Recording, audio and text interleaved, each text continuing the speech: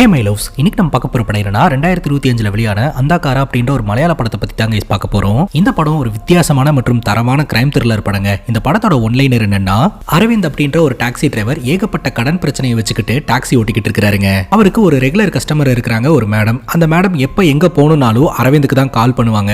அந்த வகையில pickup and drop இவர் பண்ணிக்கிட்டு இருந்திருக்காரு. ஒரு நாள் அந்த மேடம் போனை போட்டு, நான் இக்கட்டான சூழ்நிலையில மாட்டிக்கிட்டு இருக்கேன், உடனடியா என்ன வந்து என்னோட பிளாட்ல பாரு, வரும்போது ஒரு சூட்கேஸ் ஒன்று வாங்கிட்டு வந்துரு அப்படின்ற மாதிரி சொல்லியிருக்காங்க. இவரும் அந்த மேடம் அர்ஜென்ட்டா எங்கேயோ வெளியில போறாங்க போல அப்படின்னு சொல்லிட்டு சூட்கேஸை வாங்கிட்டு அந்த இடத்துக்கு போறாருங்க. போய் பார்க்கும்போது தாங்க தெரிய வருது, அந்த லேடி இந்த அரவிந்த ஒரு கொலை வழக்குல மாட்டி வரதுக்கு பிளான் போட்டிருக்காங்க அப்படின்ட்டு. அதுல இருந்து இவர் செத்தாரா பொழைச்சாரா அப்படின்றது தான் மொத்த படமே. ரொம்ப விறுவிறுப்பா போகும். இந்த வீடியோவை ஸ்கிப் பண்ணாம பாருங்க. இப்போதைக்கு இந்த படம் மலையாளத்தில் மட்டும்தாங்க அவைலபிளா இருக்கு. ஸ்ட்ரைட்டா வீடியோக்குள்ள போயிடலாம். நீங்க பார்த்துட்டு இருக்கிறது சரண் என்டர்டைன்மெண்ட். நான் தான் சரண். வாங்க வீடியோக்குள்ள போலாம். படத்தோட ஸ்டார்டிங் சீனில் ஒரு அபடனான இடத்த காட்டுறாங்க. அங்க அரவிந்த் அப்படின்ற ஒரு டாக்ஸி டிரைவர் பாத்தீங்கன்னா அடைச்சு வைக்கப்பட்ட நிலைமையில இருந்துட்டு இருக்காருங்க. ஒரு 2 ரவுடி பசங்க அந்த அரவிந்த கட்டி போட்டு அடின்னு அடிச்சுக்கிட்டு இருக்காங்க. இன்ஜெக்ஷன்லாம் போடுறாங்க. இந்த உலகத்திலேயே ரொம்ப மோசமானவங்க யாரு தெரியுமா? மனுஷங்க தான். அதை புரிய வச்சது யாரு தெரியுமா? அதுவும் மனுஷங்க தான். என் பேர் அரவிந்த். நான் ஒரு அர்பன் டாக்ஸில டிரைவரா ஒர்க் பண்ணிட்டு இருக்கேன். நான் எப்படி இந்த இடத்துக்கு வந்தேன், என்ன நடந்தது அப்படின்றத டீட்டெயில்டா சொல்றேன் அப்படின்னு சொல்லிட்டு அரவிந்த் அவரோட கதையை ஷேர் பண்ண ஆரம்பிக்கிறாருங்க. அரவிந்த் பாத்தீங்கன்னா ரெகுலரா ஒரு கஸ்டமருக்கு டாக்ஸி ஓட்டிட்டு இருக்காங்க. அவங்க ஒரு லேடி. அவங்களுக்கு வந்து ரேகா அப்படின்னு நம்ம பேர் வச்சுக்கலாம். ரேகா எங்க போகணும் அப்படின்னாலும் அரவிந்துக்கு தான் கால் பண்ணுவாங்க. அரவிந்த் தான் பாத்தீங்கன்னா கூட்டிட்டு போறது கூட்டிட்டு வருது, இந்த வேலையெல்லாம் பாத்துக்கிட்டு இருப்பாருங்க. அங்க கட் பண்ணா ஜார்ஜ் அப்படின்ற ஒரு நபரையும் அவனுடைய கூட்டாளியும் நம்ம கிட்ட காட்டுறாங்க. இவங்க ஆம்புலன்ஸ்ல உட்காந்துக்கிட்டு இருக்காங்க. அந்த நேரம் பார்த்து அந்த ஏரியால ஒரு நபர் நடந்து வந்துகிட்டு இருக்காருங்க. அந்த நபர் மேல ஒரு கார் வந்து இடிச்சு ஆக்சிடென்ட் ஆகுது. அந்த நபர் அப்படியே கீழே விழுறாருங்க. அவருக்கு பயங்கரமா அடிபட்டு ப்ளீடிங் ஆயிட்டு இருக்கு. பக்கத்துல இருந்த ஜார்ஜ் உடனடியா அவருடைய பாடியை தூக்கி ஆம்புலன்ஸ்ல வச்சுட்டு அந்த இடத்துல இருந்து கிளம்புறாங்க. இதை பார்க்கும்போது இது ஆக்சிடென்டலா நடந்த மாதிரி இல்ல, பிளான் பண்ணி அந்த நபரை அடிச்சு தூக்கி ஆம்புலன்ஸ்ல வச்சு எடுத்துட்டு போற மாதிரி தெரியுதுங்க. இந்த ஆம்புலன்ஸ் நேரா ஹாஸ்பிட்டலுக்கு போக கிடையாது, ஒரு அபண்டனான பில்டிங்க்கு போகுது. சோ இதை வச்சு பார்க்கும்போது நம்ம சந்தேகப்பட்டது உண்மைதாங்க. ஏதோ ஒரு இல்லீகல் ஆக்டிவிட்டிக்காக தான் அந்த நபரை ஆக்சிடென்ட் பண்ணி தூக்கிட்டு போறாங்கன்ட்டு. கொஞ்ச நேரத்திலே அந்த இடத்துக்கு ஒரு பணக்கார டாக்டர் வராருங்க. இவங்களுக்குள்ள ஒரு பெரிய டிஸ்கஷன் போயிட்டு இருக்கு. பட் அங்க என்ன நடக்குது அப்படின்றது நமக்கு டீடைல்டா தெரியல. அங்க கட் பண்ணா நம்ம ரேகா இருக்காங்க இல்லையா, ஒரு ஹாஸ்பிட்டலுக்கு அரவிந்த கூட்டிட்டு போக சொல்றாங்க. நான் வர வரைக்கும் வெளியில வெயிட் பண்ணு அப்படின்னு சொல்லிட்டு ஒரு டாக்டரை மீட் பண்றதுக்காக உள்ள போயிருக்காங்க. கொஞ்ச நேரத்திலே அந்த டாக்டர் வராருங்க. அந்த டாக்டர் வேற யாரும் கிடையாது, கொஞ்ச நேரத்துக்கு முன்னாடி நம்ம பார்த்தோமே பணக்கார டாக்டர் அப்படின்னு சொல்லிட்டு அவர்தான். பிளான் பண்ணபடி எல்லாமே பக்காவா நடக்குதா அப்படின்னு ரேகா கேட்க, எல்லாம் நல்லபடியா நடந்துட்டு இருக்கு. அப்புறம் உன்னோட பாய் ஃப்ரெண்ட் ஜார்ஜ் கிட்ட நான் பேசினேன். அவன் என்ன சொன்னான்னா, நீ ஏதோ ஆஸ்திரேலியாவுக்கு போக போறேன்னு சொல்லிட்டு இருந்தான், அது உண்மையா அப்படின்னு கேட்க, ஆஸ்திரேலியாவில் இருக்கக்கூடிய ஒரு மிகப்பெரிய ஹாஸ்பிட்டல்ல இவங்களுக்கு வேலை கிடைச்சிருக்கான், அதனால ஆஸ்திரேலியாலே செட்டில் ஆயிரலான்ற ஒரு பிளான்ல தான் நான் போலான்னு இருக்கேன் அப்படின்னு ரேகா சொல்றாங்க. நீ மட்டும் தனியா போறியா, ஜார்ஜை கூட்டிட்டு போறியா அப்படின்னு கேட்கும்போது, ஃபர்ஸ்ட் ஆஃப் ஆல் நான் போய் அந்த இடம் எல்லாம் செட் பண்ணிட்டு அதுக்கப்புறம் ஜார்ஜை கூட்டிட்டு போய்ப்பேன் அப்படின்னு சொல்ல, எதுவும் ப்ராப்ளம் இல்லைல்ல அப்படிங்கும்போது எந்த ப்ராப்ளமும் இல்லை அப்படின்ற மாதிரி ரேகா சொல்றாங்க. நான் உன்னை நம்புறேன் அப்படின்னு சொல்லிட்டு உடனடியாக இந்த டாக்டர் டிரைவருக்கு போனை போட்டு ஒரு பேக் எடுத்துட்டு வர சொல்றாருங்க.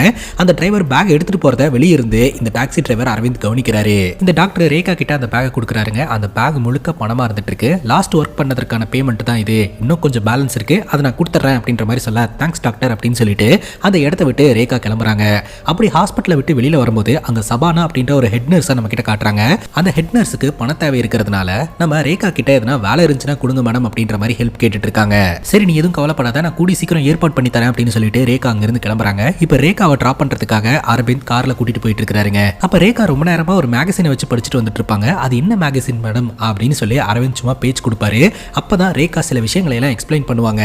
ஆக்சுவலா வெளிநாடுகள்ல எல்லாம் நிறைய பேர் வந்து ஆர்கன் ஃபெயிலியர் காரணமா ஆர்கன் டிரான்ஸ்பிளான்ட்டுக்காக வெயிட் பண்ணிட்டு இருக்காங்களாம். ஸோ அவங்களுக்கான டிரான்ஸ்பிளான்ட் ஆர்கன்ஸ் எல்லாமே இந்தியால இருந்து தான் போயிட்டு இருக்கு.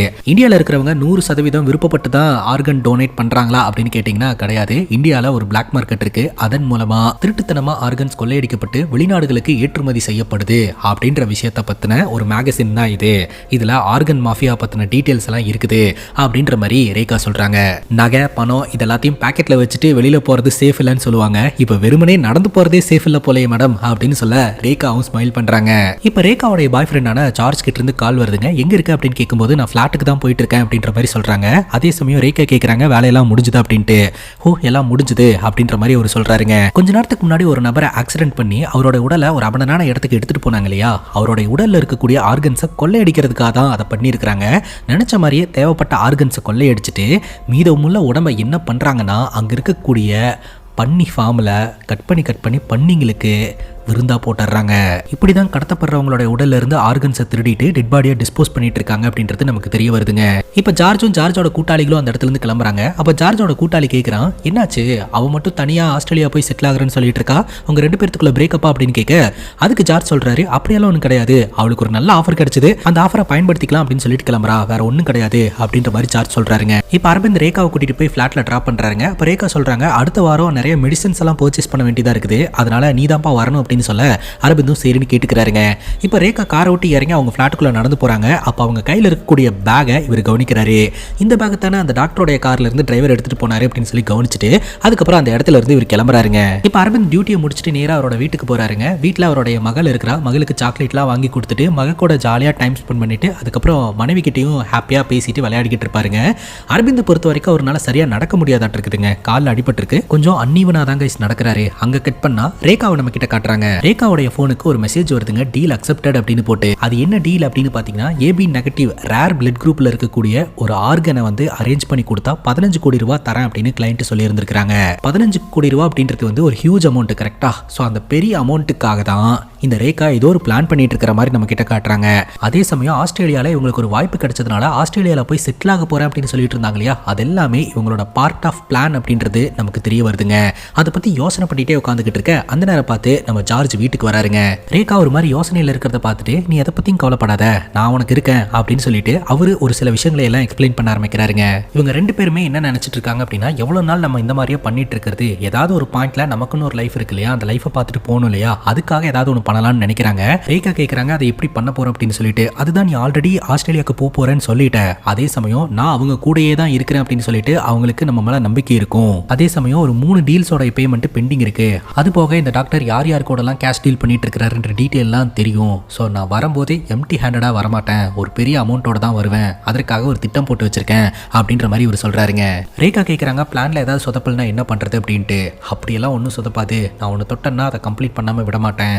ஃபர்ஸ்ட் ஆஃப் ஆல் பணம் நம்ம கைக்கு வந்ததுக்கு அப்புறம் நீரா பெங்களூர்ல போயிட்டு நம்ம பணத்தை எல்லாம் லீகலா மாத்திட்டு அதுக்கப்புறம் அங்கிருந்து ஸ்ரீலங்கால இருந்து ஆஸ்திரேலியாவுக்கு பறந்துட வேண்டியதான் அப்படின்னு இந்த ஜார்ஜ் பிளான சொல்றாருங்க. இதன் மூலமா நமக்கு புரியுற விஷயம் என்னன்னா, இவங்க வந்து ஆர்கன் மாஃபியால இருக்கிறாங்க, எவ்வளவு நாள் இதே வேலையை பண்ணிட்டே இருக்க முடியும், ஒரு பாயிண்ட்டுக்கு மேல பணத்தை வச்சு லைஃப்ல செட்டில் ஆகணும் இல்லையா, அதனால இதுல இருந்து வெளியில போய் செட்டில் ஆகணும்னு நினைக்கிறாங்க. பட் இந்த ஃபீல்டுக்குள்ள எல்லாம் வந்ததுதான், வெளியில போறதுக்கு வாய்ப்பே கிடையாது. பட் இவங்க இதுல இருந்து வெளியில போகணும்னு நினைக்கிறாங்க. ஸோ அதற்காக தான் இவங்க பிளான் போட்டுக்கிட்டு இருக்காங்க அப்படின்றது நமக்கு புரியுதுங்க. இதை பத்தி பேசிட்டு இவங்க 2 பேரும் சந்தோஷமா இருக்காங்க. அப்போ ரேகாவோட மொபைலுக்கு ஒரு மெசேஜ் வருதுங்க. ரேகா கொலம்போ ஃபிளைட் வந்து புக் பண்ணிருக்காங்க, டிக்கெட் கன்ஃபார்ம் ஆயிருக்குன்னு மெசேஜ் வந்திருக்கு. ரேகா ஃபிளைட் டிக்கெட் புக் பண்ணதெல்லாம் ஜார்ஜுக்கு தெரியாது. அங்கதான் கைஸ் ஒரு ட்விஸ்ட், ரேகா ஜார்ஜ்க்கே தெரியாம வேற ஒரு பிளானை வந்து ஒர்க் அவுட் பண்ணிட்டு இருக்காங்க. அது அவங்களுடைய முக பாவனையிலேயே தெரியுதுங்க. அங்க கட் பண்ணா அரவிந்தோட வீட்டை நம்ம கிட்ட காட்டுறாங்க. அரவிந்த் காலையில இருந்தே யாருக்கும் கால் பண்றதுக்கு முயற்சி பண்ணிக்கிட்டே இருக்கிறாருங்க. அப்பதாங்க நமக்கு விஷயம் தெரிய வருது. அரவிந்த் என்ன பண்ணிருக்காருன்னா, அவருடைய ஃப்ரெண்டுக்கு ஒரு நபர் கிட்ட அரவிந்த் வந்து ஷூரிட்டி கையெழுத்து போட்டு அந்த கடனை வாங்கி கொடுத்திருக்காரு. ஆனா கடனை வாங்கின அந்த ஃப்ரெண்டு பாத்தீங்கன்னா அப்ஸ்காண்ட் ஆயிட்டாருங்க. இப்ப கடன் கொடுத்தவர் வந்து அரவிந்துக்கு குடைச்சல் கொடுக்க ஆரம்பிச்சிருந்திருக்காரு. அந்த ஃப்ரெண்டு போனே எடுக்க மாட்டேன்றாரு. இப்ப மனைவி பயங்கரமா திட்டிட்டு இருக்காங்க. இதெல்லாம் நடக்கணும் தெரிஞ்சுதான் இந்த மாதிரி ஜாமீன் கையெழுத்துலாம் யாருக்கும் போடாதீங்க, கடன் வாங்கி தராதீங்கன்னு நான் சொன்னேன். பாத்தீங்களா எப்படி ஆயிடுச்சுன்னு. இன்னும் கொஞ்ச நாள்ல குழந்தைக்கு ஆபரேஷன், அதற்கான பணத்தை ரெடி பண்ணணும், வீடு வேற லோன் கட்டாதனால சீஸ் பண்ற ஒரு சூழ்நிலையில இருக்கு, வீட்டை நம்ம காப்பாற்றணும், இத்தனை பிரச்சனைகளை வச்சுக்கிட்டு நீங்க ஏன் இந்த மாதிரிலாம் பண்ணிட்டு இருக்கீங்கன்னு சொல்லிட்டு மனைவி நம்ம அரவிந்தை பிடிச்சி திட்டிக்கிட்டு இருக்காங்க. அரவிந்தும் திட்டு வாங்கிட்டு வழக்கம் போல டாக்ஸி ஓட்ட ஆரம்பிக்கிறாருங்க. அங்க கட் பண்ணா ரேகாவை நம்ம கிட்ட காட்டுறாங்க. ரேகா கிட்ட சபானா அப்படின்ற ஒரு ஹெட் நர்ஸ் வேலை இருந்துச்சுன்னா வாங்கி கொடுங்க அப்படின்னு கேட்டிருந்தாங்க இல்லையா, அந்த சபானாவை மீட் பண்ணி இந்த மாதிரி ஒரு ஃபிளாட்ல வந்து வேலை இருக்கு, ஒரு அம்மாவையும் பொண்ணையும் பார்த்துக்கக்கூடிய வேலை, ஸோ நீ அந்த வேலையில ஜாயின் பண்ணிக்கோ, ஆனா நான் தான் உனக்கு வேலை வாங்கி கொடுத்தேன்னு யாருக்கும் தெரியக்கூடாது, என்னை எதிரில் பார்த்தா கூட நீ வந்து என்னை தெரிஞ்சுக்கிட்ட மாதிரி காட்டிக்கூடாது, ஓகேவா அப்படின்னு சொல்ல சரின்னு சபானாவும் கேட்டுக்கிறாங்க. சபானாவை ஒரு ஃபிளாட்லயும் ஸ்டே பண்ண வைக்கிறாங்க. அங்க கட் பண்ணா நம்ம அரவிந்தோட வாழ்க்கையை நம்ம கிட்ட காட்ட ஆரம்பிக்கிறாங்க. அடுத்த வாரம் பாத்தீங்கன்னா அரவிந்தோடைய பொண்ணுக்கான ஹாஸ்பிட்டல் அப்பாயின்மெண்ட் இருக்கு. பட் இவர்கிட்ட பணம் இல்லை, என்ன பண்ணலாம் அப்படின்னு சொல்லிட்டு ஒரு மாதிரி பதட்டத்திலேயே இருந்துகிட்டு இருக்கிறாருங்க. அதே சமயம் ரேகா இருக்காங்க இல்லையா, சபானாவை கவனிச்சுக்கிட்டே இருந்துட்டு இருக்காங்க. சபானா பாத்தீங்கன்னா ஒரு வீட்டில் ஹோம் நர்ஸா போனாங்க இல்லையா, அவங்க கூட க்ளோஸ் ஆகிறது எல்லாம் நல்லாவே கவனிக்கிறாங்க. ஒரு வேளை அந்த வீட்டில் இருக்கிறவங்கள தான் அந்த 15 கோடி ரூபாய்க்காக டார்கெட் பண்றாங்களோ அப்படின்ற மாதிரி நமக்கு தோணுது. தொடர்ந்து அரவிந்த் பாத்தீங்கன்னா கடன் வாங்கினா அவரோட ஃப்ரெண்டுக்கு ஃபோன் பண்ணிக்கிட்டே இருக்கிறாருங்க. ஆனா அவர் ஃபோனே எடுக்க மாட்டேன்றாரு, ஃபோன் நாட் ரீச்சபிள்லயே இருந்துகிட்டு இருக்கு. வழங்க போல ரேகா கால் பண்றாங்க, ஒரு இடத்துல கொண்டு போய் டிராப் பண்ண சொல்றாங்க. இவர் இவரும் பார்த்தீங்கன்னா ரேகாவை கூட்டிட்டு போறாருங்க. ஒரு இடத்துல ட்ராப் பண்ணதுக்கு அப்புறம் ரேகா சொல்றாங்க, இந்த மாதிரி நாளைக்கு 7 மணிக்கு நீ வரணும் அப்படின்ற மாதிரி சொல்ல சரின்னு சொல்லி அரவிந்தும் கேட்டுக்கிறாரு. ரேகா அங்கேயே நின்றுட்டு இருப்பாங்க. ஆனா இவர் கிளம்ப மாட்டாரு. ரேகா திரும்பி பார்த்த உடனே பட்டனே இவர் அந்த இடத்துல இருந்து கிளம்பிடுவாருங்க. ரேகா கிளைண்ட்டை மீட் பண்றாங்க. காருக்குள்ள வச்சு இவங்க டீல் பேசிக்கிறாங்க. அந்த கிளைண்ட்டும் பார்த்தீங்கன்னா வேலையை முடிச்சு கொடுக்கறதுக்காக அட்வான்ஸா ஒரு பெரிய தொகையை கேஷாவே கையில கொடுக்க அதை நம்ம ரேகா வாங்கி பேக்குக்குள்ள வச்சுக்கிறாங்க. பணத்தை வாங்கிட்டு ரேகா அந்த இடத்த விட்டு கிளம்பும் போது அந்த வழியாக பார்த்தீங்கன்னா இந்த டாக்ஸி டிரைவர் அரவிந்த் கிராஸ் ஆகுறாரு. ஒருவேளை இதெல்லாம் பார்த்துருப்பாரோ அப்படின்ற டவுட்டும் நமக்கு இருக்குங்க. இப்போ அரவிந்த் காரில் போயிட்டு இருக்கும்போதே அவரோட மனைவி கிட்ட இருந்து கால் வருது. எங்கே இருக்கீங்க, என்ன பண்ணிட்டு இருக்கீங்க அப்படின்னு கேட்கும்போது என்னாச்சு அப்படின்னு கேட்க இந்த மாதிரி வரும்போது பிரெக்னன்சி டெஸ்டர் வாங்கிட்டு வந்துருங்க, எனக்கு டவுட்டாக இருக்குது அப்படின்னு சொல்ல சரின்னு சொல்லிட்டு இவரும் அந்த இடத்துல இருந்து கிளம்புறாருங்க. இப்போ அரவிந்தோட ஃப்ரெண்டு ஒருத்தரை நம்ம கிட்ட காட்டுறாங்க. காஃபி ஷாப்புக்கு அவரோட கேர்ள் ஃப்ரெண்டோட வந்திருக்காருங்க. ஆக்சுவலாக அரவிந்த் அவரோட ஃப்ரெண்டு கிட்ட ஒரு 1.5 லட்ச ரூபாய் கடன் வேணும் அப்படின்னு சொல்லி காசு கேட்டிருக்காங்க. ஆனால் கேர்ள் ஃப்ரெண்ட் என்ன சொல்றாங்கன்னா, அவ்வளோ பெரிய தொகையை எப்படி உன் ஃப்ரெண்டுக்கு நீ கொடுக்குற, அவர் டாக்ஸி ஓட்டிட்டு இருக்காரு, அவரால் அவ்வளோ பெரிய அமௌண்ட்டை திருப்பி கொடுத்துட முடியுமா அப்படின்னு கேட்க நாங்கள்லாம் க்ளோஸ் ஃப்ரெண்ட்ஸு, அவன் ஒன்றும் தேவையில்லாமலாம் கேட்க மாட்டான், ஏதோ ஒரு காரணத்தோட தான் கேட்பான் அப்படின்ற மாதிரி சொல்லிட்டு இருக்க கரெக்டாக அந்த இடத்துக்கு அரவிந்த் வராரு. அரவிந்த் கிட்ட ஃப்ரெண்டு கேட்குறாரு, இதுக்குடா அவனுக்கு அவ்வளோ பெரிய அமௌண்ட் அப்படின்ட்டு. அப்போ அரவிந்த் சொல்லிடுறாரு, இந்த மாதிரி ஒரு நபர்கிட்ட இருந்து ஷூரிட்டி கையெழுத்து போட்டு இன்னொரு நபருக்கு நான் பணம் வாங்கி கொடுத்தேன்டா, ஆனால் பணம் வாங்கினவன் அப்ஸ்காண்ட் ஆகிட்டான், பணம் கொடுத்தவன் நீ தானே ஷூரிட்டி கையெழுத்து போட்ட அப்படின்னு சொல்லிட்டு என்னையை பிடிச்சி குடஞ்சிக்கிட்டு இருக்கான், அதனால தான் அவனுக்கு அந்த பணத்தை செட்டில் பண்ணலான்ட்டு உன்ட்ட பணம் கேட்டிருக்கேன், கூடி சீக்கிரம் நான் சீக்கிரமாக அந்த பணத்தை கொடுத்துருவோண்டா அப்படின்ற மாதிரி சொல்ல சரிடா அப்படின்னு சொல்லிட்டு 1 லட்ச ரூபாய் கேஷாகவும் 50,000 ரூபாய் நான் அக்கௌண்ட்லேயும் மாற்றி விட்றேன் அப்படின்ற மாதிரி சொல்கிறாருங்க. அந்த பணத்தை வாங்கிட்டு அரவிந்த் அந்த இடத்துலேருந்து கிளம்ப அரவிந்த் அங்கே உட்காந்து பேசிட்டு இருக்கிறது டிஸ்கஸ் பண்ணிட்டு இருக்கிறதெல்லாம் அந்த காஃபி ஷாப்பில் இருக்கிற ஒரு 2 பேர் கவனிச்சிடுறாங்க. அவனுங்க 2 பேரும் திருட்டு பசங்க. அரவிந்த் கரெக்டாக கார் கிட்ட போகும்போது அரவிந்த் அடிச்சு போட்டுட்டு அந்த பணத்தை திருடிட்டு அந்த இடத்துல இருந்து பைக்கில் எஸ் ஆகுறானுங்க. அரவிந்தும் பார்த்தீங்கன்னா முடிஞ்ச வரைக்கும் அந்த பணத்தை கைப்பற்றதுக்கு முயற்சி பண்ணுறாரு. ஒரு கட்டத்துக்கு மேலே கார் எடுத்துட்டு துரத்த ஆரம்பிக்கிறாருங்க. அவனுங்களும் பைக்கில் ஸ்பீடாக போகிறானுங்க. ஒரு காரில் துரத்திக்கிட்டே வராரு. அதுக்கப்புறம் ராத்திரி ஆயிடுது. போலீஸ்காரங்க வழக்கமான ரோந்து பணியில் இந்த வண்டியை வழிமறிக்கிறாங்க. உன்னை பார்த்தா டாக்ஸி டிரைவர் மாதிரியே இல்லையே, ஏதோ ரவுடி பைய மாதிரி இருக்கிற, என்னாச்சு அப்படின்ற மாதிரி கேட்க அப்போ தான் நம்ம அரவிந்த் எல்லா விஷயத்தையுமே சொல்கிறாரு. இந்த மாதிரி காலையில் 2 பேர் சேர்ந்து என்னோட பணத்தை அடிச்சுட்டு போயிட்டானுங்க சார், நானும் துரத்திட்டே போனேன், எங்களுக்குள்ள பயங்கரமான அடிதடி பஞ்சாயத்து, அப்பவும் என்னை அடிச்சு போட்டுட்டு அவனுங்க தப்பிச்சு போயிட்டானுங்க சார் அப்படின்னு எல்லாத்தையும் எக்ஸ்பிளைன் பண்ணுறாருங்க. அதுக்கப்புறம் அந்த போலீஸ் ஆஃபீஸர் அரவிந்த் ஸ்டேஷனுக்கு கூட்டிட்டு போயிட்டு கம்ப்ளைண்ட் எழுதி தர சொல்கிறாங்க. அரவிந்தும் கம்ப்ளைண்ட் கொடுக்குறாரு. அவருக்கு தெரிஞ்ச எல்லா டீட்டெயிலுமே சொல்கிறாருங்க. சரி, அந்த நபரை நேரில் பார்த்தா அடையாளம் காட்டுவேன் அப்படிங்கும்போது கண்டிப்பாக காட்டுவேன் அப்படின்ற மாதிரி அரவிந்த் சொல்கிறாருங்க. இப்போ அரவிந்த் வந்து வீடு வந்து சேர்றாரு. வந்த உடனே பார்த்தீங்கன்னா அவரோட காரை துடைக்க ஆரம்பிச்சிடுறாரு. வீட்டை விட்டு வெளியில் வந்த மனைவி பார்த்தீங்கன்னா, நான் சொன்ன பொருளை வாங்கிட்டு வந்தீங்களா அப்படின்னு கேட்கும்போது நான் மறந்துட்டேன், நாளைக்கு வாங்கிட்டு வரேன் அப்படின்னு சொல்ல, ஏன் ஷர்ட் எல்லாம் கிழிஞ்சிருக்கு, என்னாச்சு அப்படின்னு சொல்லி கேட்க அரவிந்த் ஒழுங்காக பதில் சொல்ல மாட்டேன்றாரு. என்னை டிஸ்டர்ப் பண்ணாத, இங்கிருந்து போயிரு அப்படின்ற மாதிரி கத்துறாருங்க. மனைவியும் பயந்துட்டு அந்த இடத்துல இருந்து போயிடுறாங்க. பண விஷயத்தில் பயங்கரமாக லாக் ஆகிட்டு என்ன பண்ணுறதுனே தெரியாமல் அரவிந்த் முடிச்சுக்கிட்டு இருக்கிறாருங்க. அங்கே கட் பண்ணால் ரேகா மற்றும் ரேகாவோட பாய் ஃப்ரெண்டை காட்டுறாங்க. ரேகா ஒரு மாதிரி நர்வஸாகவே உட்காந்துக்கிட்டு இருக்காங்க. என்னாச்சு ரேகா, ஒரு மாதிரி பதட்டமாகவே உட்காந்துக்கிட்டு இருக்க, நம்ம பெரிய பெரிய விஷயங்கள்லாம் பண்ணுறோம் இல்லையா, அப்போ ரிஸ்க்கும் அதிகமாக இருக்கும், கவலைப்படாத நான் இருக்கேன்ல, நான் பார்த்துக்கிறேன் அப்படின்ற மாதிரி ஒரு சொல்கிறாருங்க. அது மட்டும் இல்லாமல் ஜார்ஜோட கூட்டாளி வந்து நாளைக்கு போய் ஒரு கிளைண்ட் கிட்ட காசை கலெக்ட் பண்ண போகிறாராம். காசை கலெக்ட் பண்ணிட்டு நேராக பிக் ஃபார்முக்கு வந்துருவாரு. அங்கே போயிட்டு நான் காசை கலெக்ட் பண்ண போகிறேன், ஸோ நாளைக்கு என் கையில் ₹1 கோடி இருக்க போகுது அப்படின்ற மாதிரி இவர் சொல்லிக்கிட்டு இருக்கிறாரு. அங்கே கட் பண்ணால் நம்ம அரவிந்தை காட்டுறாங்க. அரவிந்த் பார்த்தீங்கன்னா மெடிக்கல் ஷாப்பில் போயிட்டு பிரெக்னன்சி டெஸ்டர் வாங்கிட்டு காருக்குள்ள வந்து உட்காடுறாருங்க. அப்போ பார்த்தீங்கன்னா கடன் கொடுத்தாரு இல்லையா அந்த நபர் நம்ம அரவிந்தோட காருக்குள்ள வந்து உட்காந்துட்டு என்னோட பணம் எங்க அப்படின்னு சொல்லி கேள்வி கேட்க ஆரம்பிக்கிறாரு. அப்போ இவர் சொல்றாரு, நான் தான் 50,000 ரூபாய் பணம் கொடுத்துட்டேன்ல, என்னை விட்டுருங்க, நான் தந்துருவேன் அப்படின்ற மாதிரி சொல்ல, 50,000 ரூபாய்லாம் பத்தாது, எனக்கு மொத்த பணத்தையும் கொடு அப்படின்ற மாதிரி தொடர்ந்து பிரச்சனை பண்ண ஆரம்பிக்கிறாருங்க. அவன் எப்போ ஃபோன் பண்ணாலும் எடுக்க மாட்டேன்றான். அதே மாதிரி நீயும் எஸ்ஐடினா என்ன பண்றது, அதனால என்னோட பணத்தை கொடு அப்படின்ற மாதிரி அவர் மிரட்டிக்கிட்டே இருக்கிறாருங்க. இந்த ஒரு சூழ்நிலையில் அரவிந்துக்கு போலீஸ் ஸ்டேஷன்ல இருந்து கால் வருது. ஆக்சுவலாக நீங்கள் 2 பசங்க மேலே கம்ப்ளைண்ட் கொடுத்தீங்க இல்லையா, அதில் ஒரு பையனை பிடிச்சி வச்சிருக்கோம், அவன் தானான்றதை கன்ஃபார்ம் பண்ணுறதுக்காக ஸ்டேஷனுக்கு வாங்க அப்படின்னு சொல்ல உடனடியாக இவங்க போலீஸ் ஸ்டேஷனுக்கு போகிறாங்க. அப்போ போலீஸ் ஸ்டேஷனில் போய் கூண்டில் இருக்கக்கூடிய அந்த நபரை பார்த்துட்டு, இவன் தான் சார், இவன் தான் என்னோட பணத்தை அடித்தான், என் பணம் எங்கே சார் அப்படின்ற மாதிரி கேட்க, இவனை பிடிக்கும்போது பணம் எல்லாம் இவன்ட்டு இல்லை, இவன் ஒருத்தன் தான் மாட்டியிருக்கிறான், இன்னொருத்தனையும் பிடிக்கணும், அவனையும் பிடிச்சதுக்கப்புறம் எப்படியாவது அந்த பணத்தை நான் கண்டுபிடிச்சி கொடுத்துட்றேன் அப்படின்னு இந்த போலீஸ் ஆஃபீஸர் சொல்கிறாரு. அந்த போலீஸ் ஆஃபீஸர் கிட்ட அரவிந்த் எல்லாத்தையுமே எக்ஸ்பிளைன் பண்ணுறாரு. இவர் தான் சார் அந்த கடனை கொடுன்னு குடைச்சல் கொடுத்துக்கிட்டு இருக்கிறாரு, நான் இந்த மாதிரி ஒரு சூழ்நிலையில் மாட்டிட்டு இருக்கேன்னு சொன்னாலும் நம்ப மாட்டேன்றாரு, தயவு செஞ்சு இவர்கிட்ட பேசி எனக்கு கொஞ்சம் டைம் வாங்கி கொடுங்க சார் அப்படின்ற மாதிரி சொல்ல உடனே போலீஸ் ஆஃபீஸரே, அவன் ஒன்றும் ஏமாத்த கிடையாது, அவன் இந்த மாதிரி ஒரு கிட்டான சுச்சுவேஷனில் மாட்டிட்டு இருக்கான், நான் கூடி சீக்கிரம் அந்த பணத்தை கலெக்ட் பண்ணி உன்கிட்ட கொடுத்துட்றேன் சரியா, அது வரைக்கும் அவனுக்கு டைம் கொடு அப்படிங்கும்போது அந்த கடன் கொடுத்தவரும் சரின்றாருங்க. அங்கே கட் பண்ணால் ஜார்ஜ் மற்றும் ரேகாவை நம்ம கிட்ட காட்டுறாங்க. ஜார்ஜ் என்ன பண்ணுறாருனா வீட்டில் இருந்து கிளம்புறாருங்க. கிளம்பும்போது ஒரு கண்ணியை எடுத்துகிட்டு கிளம்புறாரு. ஜார்ஜ் கிளம்பின உடனே ரேகா அரவிந்துக்கு ஃபோனை போட்டு, அரவிந்த் எனக்கு ஒரு உதவி தேவைப்படுது அப்படின்னு சொல்ல, என்ன மேடம் புது நம்பர்லேருந்து கால் பண்ணியிருக்கீங்க அப்படின்னு கேட்க, இதுவும் என்னுடைய நம்பர் தான். ஆக்சுவலாக ட்ரெஸ் எல்லாம் பேக் பண்ணுறதுக்காக ஒரு பெரிய சைஸ் சூட் கேஸ் ஒன்று தேவைப்படுது. சூட் கேஸை பர்ச்சேஸ் பண்ணி வெய்யி, ஈவினிங் நான் கால் பண்ணுறேன், நான் சொன்ன இடத்துக்கு வந்தால் போதும் அப்படின்னு சொல்ல, அரவிந்தும் சரி மேடம் அப்படின்ற மாதிரி கேட்டுக்கிறாருங்க. இப்போ அரவிந்த் பார்த்தீங்கன்னா ஹெவியாக மழை பெஞ்சிட்டு இருக்குன்னு சொல்லிட்டு கார் ஒரு ஓரமாக பார்க் பண்ணியிருப்பாரு. அந்த நேரம் பார்த்தா அவரோட மனைவி ஃபோனை போட்டு, அந்த டெஸ்டர் வாங்கினீங்களா இல்லையா அப்படின்ற மாதிரி கேட்டுட்டு இருப்பாங்க. அப்போ கரெக்டாக அந்த இடத்துக்கு இந்த ஜார்ஜ் வருவாருங்க. ஆக்சுவலாக அவரோட கூட்டாளி கிட்ட இருந்து பணத்தை அடிக்கிறதுக்காக தான் இந்த ஜார்ஜ் திட்டம் போட்டுருக்காரு. அவரோட வெஹிக்கிளில் போனால் மாட்டிப்போன்னு சொல்லிட்டு ஒரு டாக்ஸி பிடிக்கலான்னு சொல்லிட்டு கரெக்டாக அரவிந்த் கிட்ட வந்துட்டு ஒரு இடத்துக்கு அர்ஜென்ட்டாக போகணும் அப்படின்னு சொல்ல, இது வந்து அர்பன் கேப் சார், நீங்கள் ஆப்பில் புக் பண்ணால் தான் ஆர்டர் வரும் அப்படிங்கும்போது ரொம்ப அர்ஜென்ட்டாக போகணும் அப்படின்னு சொல்ல, சரி சார் வண்டியில் ஏறுங்க அப்படின்ற மாதிரி இவரும் ஏற சொல்லிடுறாருங்க. இப்போ அந்த டாக்டரோடைய அடியாட்கள் 2 பேர்த்த காட்டுறாங்க. அவங்க நம்ம ஜார்ஜ் மற்றும் ரேகாவை மீட் பண்ணுறதுக்காக வீட்டுக்கு வந்தால் அங்கே இருக்கக்கூடிய செக்யூரிட்டி சொல்லுவார், ஆக்சுவலாக அவங்க 2 பேரும் வீடை ஷிஃப்ட் பண்ணிட்டு போயிட்டு ரொம்ப நாள் ஆச்சு அப்படின்னு சொல்லிட்டு இவங்களுக்கு பயங்கர அதிர்ச்சியாக இருக்குது. உடனடியாக டாக்டருக்கு ஃபோனை போட்டு, இந்த மாதிரி அவங்க வீட்டில் இருந்து வெக்கேட் ஆகி போய் ரொம்ப நாள் ஆச்சு அப்படின்னு சொல்கிறாங்க. எனக்கு தெரிஞ்சு நம்ம கிட்டலாம் எதுவுமே சொல்லாமல் அவங்க ஏதோ ஒரு பிளான் போட்டுட்டு இருக்காங்க போல அப்படின்னு சொல்ல, இந்த டாக்டர் சொல்கிறாரு, அவங்க 2 பேர் மட்டும் தனியாக செயல்பட ஆரம்பிச்சாங்கன்னா நம்ம குரூப்பே வந்து மாட்டிக்கும், அதனால அவங்க எங்கே இருக்காங்க அப்படின்றத கண்டுபிடிச்சி லாக் பண்ணுங்க அப்படின்ற மாதிரி டாக்டர் ஆர்டர் போட்டுறாரு. அங்கே கட் பண்ணால் இந்த ஜார்ஜ் பார்த்தீங்கன்னா அவனுடைய கூட்டாளி கிட்ட போயிட்டு கண்ணை காட்டி மிரட்ட ஆரம்பிக்கிறாருங்க. ஆக்சுவலாக இவருக்குன்னு ஒரு ஷேர் இருக்கும் இல்லையா, அந்த ஷேரை தாண்டி பையர் கிட்ட இருந்து கலெக்ட் பண்ண மொத்த அமௌண்ட்டையும் என்கிட்ட கொடுத்துரு அப்படின்ற மாதிரி மிரட்டுறாரு. இந்த ஆர்கனை அரேஞ்ச் பண்ணி கொடுத்ததுல ஒருத்தங்களுக்கு ஒரு ஷேரை பிரித்து கொடுப்பாங்க. ஸோ கிளைண்ட் கிட்ட இருந்து மொத்த பணமாக வாங்கியிருப்பாங்க. அந்த மொத்த பணத்தையும் அடிச்சுட்டு எஸ் ஆயிரலான்றது தான் ஜார்ஜோடைய பிளானுங்க. ஆனால் கூட்டாளி பார்த்தீங்கன்னா அதுக்கு அக்செப்ட் பண்ணிக்க மாட்டேன்றாரு. அந்த பண்ணி ஃபார்ம்லேயே பார்த்தீங்கன்னா இவங்க 2 பேருக்கு இடையில பயங்கரமாக சண்டை நடக்க ஆரம்பிக்குது. அந்த சண்டையில இந்த ஜார்ஜ் என்ன பண்ணுறாருன்னா அவருடைய கண்ணை வச்சு அவரோட கூட்டாளியை சுட்டு கொலை பண்ணிடுறாருங்க. இதெல்லாம் அங்கே நின்றுட்டு இருக்கக்கூடிய டாக்ஸி டிரைவரான அரவிந்த் கண்ணால் பார்த்துறாரு.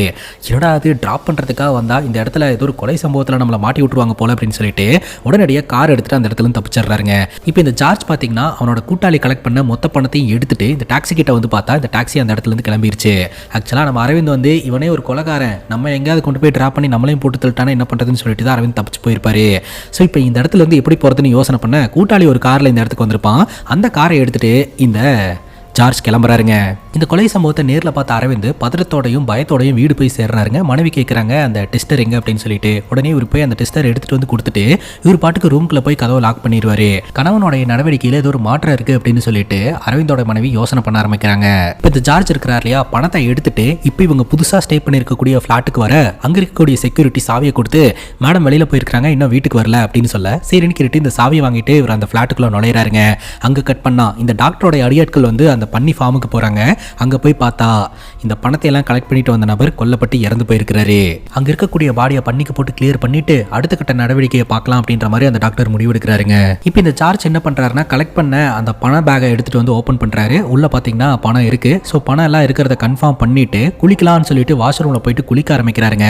அப்போ பின்னாடி இருந்து யாரோ ஒருத்தங்க அட்டாக் பண்றாங்க. யாராது அப்படின்னு திரும்பி பார்த்தா அது வேற யாரும் கிடையாது, ரேகா தான். தக்காளி அங்கதாங்க ஒரு தாறுமாறான ட்விஸ்ட் வைக்கிறாங்க. இந்த ரேகா கிட்ட ஒரு டீல் ஒன்று வந்துருந்துச்சு இல்லையா, ஏபி நெகட்டிவ் பிளட் குரூப்ல இருக்கக்கூடிய ஒரு ஆர்கன் தேவைப்படுது. அந்த ஆர்கனை அரேஞ்ச் பண்ணி கொடுத்தா 15 கோடி ரூபாய் தரோம் அப்படின்னு சொல்லிட்டு. 15 கோடி ரூபாய் அப்படின்றது சாதாரண அமௌண்ட் கிடையாது, பெரிய அமௌண்ட். அப்பதான் தெரிய வருது ஏபி நெகட்டிவ் பிளட் குரூப் வந்து தன்னோட காதலனுக்கு இருக்கு அப்படின்னு சொல்லிட்டு. ஸோ தன்னோட காதலனையே போட்டு தள்ளி அந்த 15 கோடி ரூபாயை சம்பாதிக்கலான்றதுக்காக இப்படி ஒரு விஷயத்த பண்ணியிருக்காங்க.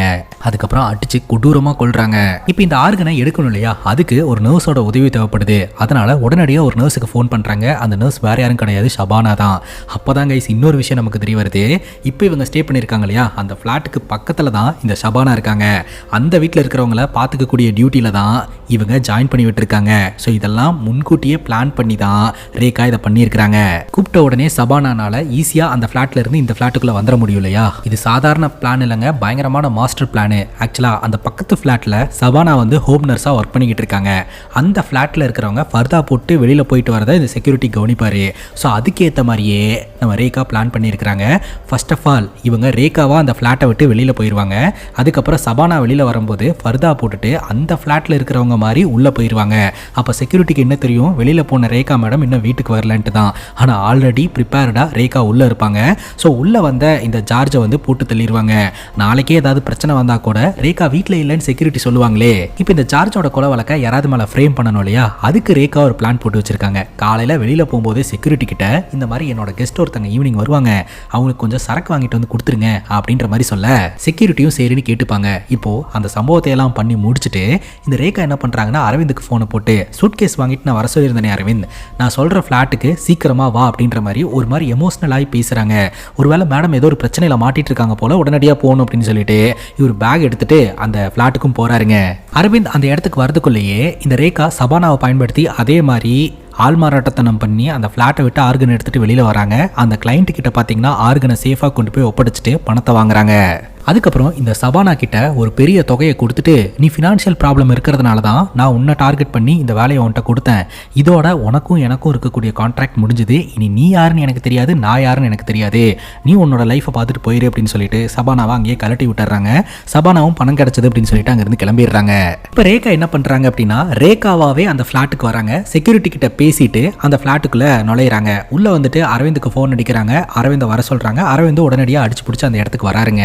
கொஞ்ச நேரத்திலே காலிங் பெல் அடிக்கிற சத்தம் கேட்குது. டோர் ஓப்பன் பண்ணா அரவிந்த் தான் வந்திருக்கிறாரு. அரவிந்த் முன்னாடி ரேகா ஒரு ஆக்டிங்கை போடுறாங்க. வீட்டில் ஒரு பிரச்சனை ஆயிடுச்சு அப்படின்னு சொல்லிட்டு பயங்கரமாக அழுகுறாங்க. அவங்க உடம்பெல்லாம் ரத்தமாக இருந்துகிட்டு இருக்குது. என்ன நடக்குதுன்னே ஒன்றும் புரியாம அரவிந்த் முழிக்கிறாருங்க. அந்த நேரம் பார்த்து காலிங் பெல் அடிக்கிற சத்தம் கேட்குதுங்க. அப்போ ரேகா பார்த்தீங்கன்னா அரவிந்த் கிட்ட நீ போய் டோர் ஓப்பன் பண்ணி எனக்கு பயமா இருக்கு அப்படின்னு சொல்ல சரின்னு கேட்டு அரவிந்த் போய் டோர் ஓப்பன் பண்றாரு. அந்த செக்யூரிட்டி தான் பார்த்தீங்கன்னா சரக்கு வாங்கிட்டு வந்திருப்பாரு. இந்த மாதிரி மேடம் கொடுத்து விட சொன்னாங்கன்னு சொல்லிட்டு சரின்னு சொல்லிட்டு இவரும் அந்த கவரை வாங்கி பாருங்க. அரவிந்தோட ஃபிங்கர் பிரிண்ட்ல இருந்து இந்த செக்யூரிட்டி பார்த்ததுல இருந்து எவிடன்ஸ் எல்லாமே பார்த்தீங்கன்னா பதிய ஆரம்பிக்குது. அதுக்கேற்ற மாதிரியே ரேகா பயங்கரமா ஆக்டிங்கை போட ஆரம்பிக்கிறாங்க. இப்போ அரவிந்த் மேடம் என்ன மேடம் ஆச்சு தயவு செஞ்சு சொல்லுங்க அப்படின்ற மாதிரி கேட்க அரவிந்த் நான் ஒரு மிஸ்டேக் பண்ணிட்டேன் அப்படின்ற மாதிரி சொல்ல என்ன மிஸ்டேக் அப்படிங்கும்போது அவங்க கை காட்டுறாங்க. சரின்னு சொல்லிட்டு இவரும் கை காட்டுற இடத்துக்கு போய் பார்த்தவருக்கு தூக்கி வாரி போட்டுருதுங்க. தன்னுடைய காதலனான ஜார்ஜை கொண்டு வச்சிருக்காங்க. ஆக்சுவலாக இந்த ஜார்ஜை தானே காலையில் இவர் கூட்டிட்டு போய் இந்த பன்னி ஃபார்மில் விட்டு அவன் ஒரு கொலை பண்ணதை பார்த்தாங்க. யாருங்க அவன் என்னங்க நடக்குதுங்க அப்படின்னு சொல்லிட்டு அரவிந்த் பயங்கரமாக குழம்பி போயிடுறாருங்க. அடுத்தடுத்த கேள்விகளை கேட்க ஆரம்பிச்ச உடனே இந்த ரேகா பார்த்தீங்கன்னா தன்னோட வில்லத்தனத்தை காட்ட ஆரம்பிக்கிறாங்க. இவங்க நம்மளை மாட்டி விடுறதுக்காக தான் பிளான் பண்ணியிருக்காங்கன்னு சொல்லிட்டு அரவிந்துக்கு தெரிஞ்சு போச்சு. உடனடியாக அந்த இடத்த விட்டு கிளம்புறதுக்கு முயற்சி பண்ணும்போது டோர் லாக்கில் இருக்குதுங்க. இவரால் வெளியில் போக முடியாது. அப்போ இவர் சொல்லுவார் தயவு செஞ்சு என்ன தேவையில்லாமல் இதில் மாட்டி விடாதீங்க மேடம், எனக்குன்னு ஒரு குடும்பம் இருக்குது, எனக்கே ஏகப்பட்ட பிரச்சனை இருக்குது, என்னை விட்டுருங்க அப்படின்ற மாதிரி இவர் கேட்குறாருங்க. இப்போ ரேகா சொல்கிறாங்க நான் இந்த மாதிரியான ஒரு சூழ்நிலையில் மாட்டுவேன்னு எனக்கு முன்கூட்டியே தெரியும், அதனால தான் ஆரம்பத்துல இருந்தே உங்க கூட ஒரு பாண்டிங்கோட பழக ஆரம்பித்தேன். இப்போ சப்போஸ் இந்த உண்மை வெளியில் வந்தால் கூட நம்ம ரெண்டு பேர்த்துக்குள்ளே ஏதோ ஒரு லிங்க் இருக்குது, அதனால் ரெண்டு பேரும் சேர்ந்து காதலனை போட்டு தள்ளிட்டாங்க அப்படின்ற மாதிரி தான் நம்ம மேலே கேஸ் வரும். இது நடக்கக்கூடாதுன்னா நான் சொல்கிறத கேட்டு நீ நடந்துக்கணும் அப்படின்னு இந்த ரேகா அரவிந்தை மிரட்ட ஆரம்பிக்கிறாங்க. அரவிந்துக்கு என்ன பண்ணுறதுன்னு தெரியலங்க. அரவிந்துக்கு சரக்கை ஊற்றி கொடுத்துட்டு ரேகா நேராக மேலே போகிறாங்க. செத்து கிடக்கிற ஜார்ஜை பார்த்தீங்கன்னா துண்டு துண்டாக கட் பண்ணி அந்த சூட்கேஸில் போட்டு அடைக்கிறாங்க. இந்த ஒரு சூழ்நிலையில் அரவிந்தோடைய மனைவி கிட்ட இருந்து கால் வருதுங்க. திடீர்னு பொண்ணுக்கு உடம்பு சரியில்லாமல் ஹாஸ்பிட்டலில் கொண்டாந்து அட்மிட் பண்ணியிருக்கேன், இம்மிடியேட்டாக சர்ஜரி பண்ணி ஆகணும்னு சொல்கிறாங்க, பணம் வேணும்னு கேட்குறாங்க, நீ உடனடியாக வா எங்கே இருந்தாலும் அப்படின்ற மாதிரி சொல்ல இவர் பயங்கரமாக உட்காந்து அழுகுறாருங்க. இவருக்கு என்ன பண்ணுறதுன்னு தெரியல. இவர் ஒரு சுச்சுவேஷன்லாம் மாட்டிக்கிட்டு இருக்கிறாரு. இப்போ அங்கே இருக்கக்கூடிய ரூம்குள்ளே போய் பார்க்கும்போது ஆல்ரெடி அங்கே ஒரு சூட்கேஸ் இருக்குங்க. அதை ஓப்பன் பண்ணி பார்த்தா அதில் ஏகப்பட்ட பணம் இருக்கும். என்ன பண்ணுறதுன்னு சொல்லிட்டு அரவிந்த் யோசனை பண்ணிக்கிட்டே இருப்பாரு. அப்போ கரெக்டாக இந்த ரேகா அந்த துண்டு துண்டாக இருக்கக்கூடிய உடல் பாகங்களை அந்த சூட்கேஸில் போட்டு இதை டிஸ்போஸ் பண்ண சொல்லுவாங்க. அரவிந்தும் அதை பண்ணுறேன்னு சொல்லிட்டு உதவி செய்வாருங்க. இந்த ஒரு சூழ்நிலையில் ஒரு சூட்கேஸில் வந்துட்டு பணம் நகையெல்லாம் கடத்திட்டு போயிட்டு இருக்காங்கன்னு சொல்லி போலீஸ்க்கு தகவலுங்க. உடனடியாக செக் போஸ்ட்டில் எல்லா வண்டியும் செக் பண்ண ஆரம்பிச்சிருவாங்க. அந்த வகையில் அரவிந்தோடைய வண்டியும் செக் பண்ணுவாங்க. அப்படி செக் பண்ணும்போது அந்த வண்டியில் அந்த சூட்கேஸ் இருக்காது. ஆல்ரெடி டிஸ்போஸ் பண்ணிட்டு ஃப்ரெஷ் அப் ஆகிட்டு வந்திருக்கிறாரு. அதனால போலீஸ்க்கு சந்தேகம் வரல, அமுச்சு விட்டுறாங்க. இப்போ அரவிந்த் பார்த்தீங்கன்னா ரேகாவை மீட் பண்ணுறதுக்காக வர ரேகா பார்த்தீங்கன்னா பக்காவாக ரெடியாக இருக்கிறாங்க. அவங்க இந்த ஊரை விட்டு போகிறதுக்காக அவங்கள ட்ராப் பண்ணுறதுக்காக இவர் கூட்டிகிட்டு போயிட்டு இருக்காரு. எங்கே போகணும் அப்படின்னு சொல்லி கேட்க நான் வழி சொல்கிறேன் அப்படின்னு சொல்லிட்டு வழியை அவங்களே சொல்லிக்கிட்டு இருக்கிறாங்க. ஸோ அந்த வழி பார்த்தீங்கன்னா அந்த பன்னி ஃபார்முக்கு போகிற வழி மாதிரியே இருக்குது. அரவிந்தோட கதையை முடிச்சிடலான்னு சொல்லிட்டு தான் பிளான் பண்ணி ரேகா அரவிந்தை கூட்டிகிட்டு போயிட்டு இருக்காங்க. இந்த ஒரு சூழ்நிலையில் அந்த டாக்டரோடைய அடியாட்கள் ரெண்டு பேரும் இவங்களை துரத்த ஆரம்பிச்சிடுறாங்க. அரவிந்த் சீக்கிரம் போன்னு சொல்ல ஒரு கட்டத்துக்கு மேலே இவங்க ரெண்டு பேர்த்த லாக் பண்ணிடுறாங்க. இவங்க ரெண்டு பேர்த்தையுமே அந்த அடியாட்கள் பார்த்தீங்கன்னா அடிச்சு அங்கே இருக்கக்கூடிய அபண்டனான ரூம்குள்ள கட்டி போட்டு வச்சிடறாங்க. ஸோ இதைத்தான் படத்தோட ஸ்டார்டிங் சீனில் பார்த்துருப்போம். அரவிந்த் ஒரு இடத்துல கட்டி போடப்பட்ட நிலமையில இருந்ததை இப்போ இந்த அடியாட்கள் பார்த்தீங்கன்னா நம்ம ரேகாவை போட்டு அடி நடிக்க ஆரம்பிச்சிடுறாங்க. ஜார்ஜ் நீ போட்டு தள்ளனால உன்னை நாங்கள் இப்போ போட்டு தள்ள போகிறோம், அது மட்டும் இல்லாமல் உனக்கு இவ்வளோ கான்ஃபிடன்ஸ் எங்கேருந்து வந்தது அப்படின்னு சொல்லிட்டு பயங்கரமாக அடிக்கிறாங்க. அது மட்டும் இல்லாமல் உங்கள் 2 பேர்த்தோடைய பிளட் டெஸ்ட்டை எடுத்து யாருக்கு வந்து ஆர்கன் தேவைப்படுது அப்படின்றத பார்த்து உங்களோட ஆர்கன்ஸையும் நான் சேல் பண்ண போகிறேன் அப்படின்ற மாதிரி இந்த டாக்டரோட அடியாட்கள் மிரட்டுறாங்க. உன்னால் முடிஞ்சா பண்ணுடா அப்படின்னு சொல்லிட்டு அப்பவும் ரேகா பயங்கரமாக வாய் பேசுகிறாங்க. இது எல்லாத்தையுமே பார்த்து அரவிந்த் மிரண்டு போய் உட்காந்துக்கிட்டு இருப்பாருங்க. இப்போ அந்த 2 பேர்த்துல ஒரு ஆள் மட்டும் இங்கிருந்து இவங்க 2 பேர்த்த பார்த்துக்க சொல்லிட்டு ஒரு ஆள் அந்த இடத்துல இருந்து கிளம்புறாருங்க. இந்த ஒரு சூழ்நிலையில சாப்பிட்றதுக்காக இந்த அரவிந்த் பார்த்தீங்கன்னா எழுந்திருச்சு போய் கை கழுவிட்டு வருவாருங்க. அப்போ நல்லாவே நடப்பாரு. ஆனால் நீ நார்மலாக நடக்கவே மாட்டியே, ஒரு மாதிரி தானே நடந்துட்டு இருப்ப அப்படின்னு சொல்லி ரேகா கேட்க அப்பதான் பார்த்தீங்கன்னா அரவிந்த் அவரோட கதையை சொல்லுவார். சின்ன வயசாக இருக்கும்போது இவருக்கு காலில் அடிபட்டிருக்குங்க. டாக்டர் சொல்லிடுவாங்க இந்த மாதிரி உன்னால் நடக்கவே முடியாது, இனிமேல் உன்னால் காம்படிஷன்லலாம் கலந்துக்கவே முடியாது அப்படின்னு சொல்லிட்டு. ஆனால் இவர் அந்த காம்படிஷனில் கலந்துக்கிட்டே ஆகணும்னு சொல்லிட்டு தன்னை தானே வற்புறுத்திக்கிட்டு அதுக்கப்புறம் ரெடியாக இருந்திருக்கிறாரு. ஆனாலும் இவர் இந்த மாதிரி அப்பப்போ ஹேண்டிகேப் மாதிரி நடக்கிறதுக்கான காரணம் என்னென்னா, ஒருத்தங்க இவர் மேலே பாவம் பார்க்குறது இவருக்கு பிடிச்சிருக்கு, அதை வச்சு இவர் கெயின் பண்ணிக்கிறாரு அப்படின்ற மாதிரி சொல்கிறாருங்க. சரி, இந்த ஜார்ஜோட டெட் பாடியை எப்படி நீ டிஸ்போஸ் பண்ண அப்படின்னு கேட்கும்போது அப்போ தான் கைஸ் இவர் விஷயத்த சொல்கிறாரு. ஆக்சுவலாக இந்த சூட் கேஸை எடுத்துகிட்டு நேராக அவரோட வீட்டுக்கு தான் போயிருக்கிறாரு. வீட்டில் ஒழிச்சு வச்சுட்டு அதுக்கப்புறம் ஃப்ரெஷ்அப் ஆகிட்டு வந்திருப்பாருங்க. அப்போ தான் போலீஸ் செக் பண்ணி இருந்திருப்பாங்க. இவர் மாட்டி இருந்திருக்க மாட்டார். இப்போ இந்த ரேகா பார்த்தீங்கன்னா அரவிந்த் கிட்ட டீல் பேசுகிறாங்க. உனக்கும் பண தேவை இருக்குது, எனக்கும் பண தேவை இருக்குது. ஸோ நான் வந்து ஒரு பங்கை உனக்கு தரேன், எனக்காக நீ உதவி செய், நம்ம இந்த இடத்துல இருந்து தப்பிச்சு போகலாம் அப்படின்ற மாதிரி சொல்ல சரின்னு கேட்டுட்டு இவங்க ஒரு பிளான் போடுறாங்க. அது என்ன பிளான் அப்படின்னா, இவங்க 2 பேருமே சண்டை போட்டுட்டு உள்ள அடிச்சுக்கிற மாதிரி பயங்கரமாக சத்தம் போட்டால் வெளியே இருக்கக்கூடிய அடியால் என்னன்னு பார்க்கறதுக்காக உள்ள வருவான். அப்போ இவங்க 2 பேரும் சண்டை போட்டுக்கிற மாதிரி அவனை போட்டு பொழந்துடலாம் அப்படின்னு சொல்லி பிளான் பண்ணுவாங்க. பிளான் பண்ணபடியே அந்த நபர் உள்ள வருவார், அந்த நபரை போட்டு தள்ளிடுவாங்க. சரி, இங்கிருந்து போயிடலாம் அப்படிங்கும் போது இந்த ரேகா சொல்லுவாங்க, இவனை மட்டும் கொன்னா பத்தாது, நம்ம வெளியில் போனால் இன்னொருத்த வேற நம்மளை துரத்துவான். ஸோ அவனோட கதையும் நம்ம முடிச்சிட்டோம்னா நம்ம இங்கிருந்து பீஸ்ஃபுல்லாக தப்பிக்கலாம் அப்படின்ற மாதிரி சொல்ல அப்போ அந்த இன்னொருத்தன் இந்த இடத்துக்கு வரதுக்காக இவங்க காத்துக்கிட்டு இருப்பாங்க. ஸோ நினச்ச மாதிரியே பார்த்தீங்கன்னா அவன் இந்த இடத்துக்கு வருவான். அவனையும் இவங்க 2 பேரும் சேர்ந்து பயங்கரமாக அட்டாக் பண்ணி கொலை பண்ணிடுவாங்க. அவ்வளோதான், இங்கிருந்து தப்பிச்சிடலாம்னு நினைக்கும் போது அப்போ தான் ரேகா ஒரு ட்விஸ்ட்டை வைப்பா. நான் இந்த இடத்துல இருக்கக்கூடிய எல்லா பிரச்சனையும் சால்வ் பண்ணிட்டு போகலாம் அப்படின்னு சொன்னது உன்னையும் சேர்த்து தான் அப்படின்னு சொல்லி அரவிந்தையும் குத்தி கொலை பண்ணுறதுக்கு முயற்சி பண்ணுவாங்க. ஆனால் அரவிந்த் சாகலைங்க. அதே கத்தி எடுத்து இந்த ரேகா ஒரு சொருகிட்டு அந்த இடத்த விட்டு தப்பிக்கலாம்னு நினைக்கும் போது அங்கே ஃபுல்லாக பணமாக சதறி கிடக்கும். ரேகா எடுத்துகிட்டு வந்த பணம் தான் அதெல்லாம். அந்த மொத்த பணத்தையும் எடுக்காமல் தன்னோட குழந்தைக்கு ஹாஸ்பிட்டலுக்கு செலவுக்கு தேவையான பணத்தை மட்டும் எடுத்துட்டு அந்த இடத்துல இருந்து அரவிந்த் தப்பிக்கலாம்னு நினைக்கும் போது அந்த இடத்துக்கு வேற யாரோ ஒருத்தங்க வர மாதிரி இருக்கும். யாருன்னு பார்த்தா வேற யாரும் இல்லைங்க, அந்த டாக்டர் தான். அரவிந்த் போய் ஒளிஞ்சு பாருங்க. கரெக்டாக அந்த டாக்டர் உள்ளே வந்து பார்க்கும்போது எல்லோரும் இறந்து கிடப்பாங்க. யாரா இதெல்லாம் பண்ணது அப்படின்னு சொல்லி பார்த்துக்கிட்டு இருக்கும்போதே பட்டுன்னு கண்ணை வச்சு இந்த அரவிந்த் அந்த டாக்டரை ஷூட் பண்ண இந்த டாக்டரும் கீழே விழுந்து இறந்து போவான். அவ்வளோதான்டா தப்பிச்சாச்சு அப்படின்னு சொல்லிட்டு அந்த இடத்த விட்டு நம்ம அரவிந்த் கிளம்பி போயிடுவாரு. அரவிந்த் கிளம்பி போனதுக்கப்புறம் இந்த அடியாட்களில் ஒருத்தன் கண்ணு முடிச்சிருவாங்க. அவன் இன்னும் இறந்து போயிருக்க மாட்டான். அவன் எழுந்திருச்சு பணத்தை பார்ப்பான். பக்கத்தில் ரேகாவும் இன்னொரு ஆளும் செத்து கிடப்பான். சரி, இந்த பணத்தை எடுத்துட்டு எஸ்ஆர் வேண்டிதான் அப்படின்னு சொல்லிட்டு பணத்தை எல்லாம் பேக் பண்ணிட்டு இருக்கும்போது ரேகா பட்டாருன்னு பயங்கரமாக அட்டாக் பண்ணுவா. அப்பதான் தெரிய வரும் ரேகாவும் இன்னும் சாக கிடையாது அப்படின்ட்டு. ரேகா அந்த அடியால் மறுபடியும் கொடூரமாக கொன்னுட்டு அந்த இடத்த விட்டு கொஞ்சம் கொஞ்சமாக வெளியேறுவா. ஃபோட்டோவை வச்சு பார்த்துக்கிட்டே யோசனை பண்ணிக்கிட்டு இருப்பா. ஸோ எல்லாத்தையும் தெரிஞ்சுக்கிட்ட ஒரு ஆள் வெளியே இருக்கிறான். அவன் வேற யாரும் கிடையாது, இந்த டாக்ஸி டிரைவர் அரவிந்த் தான்.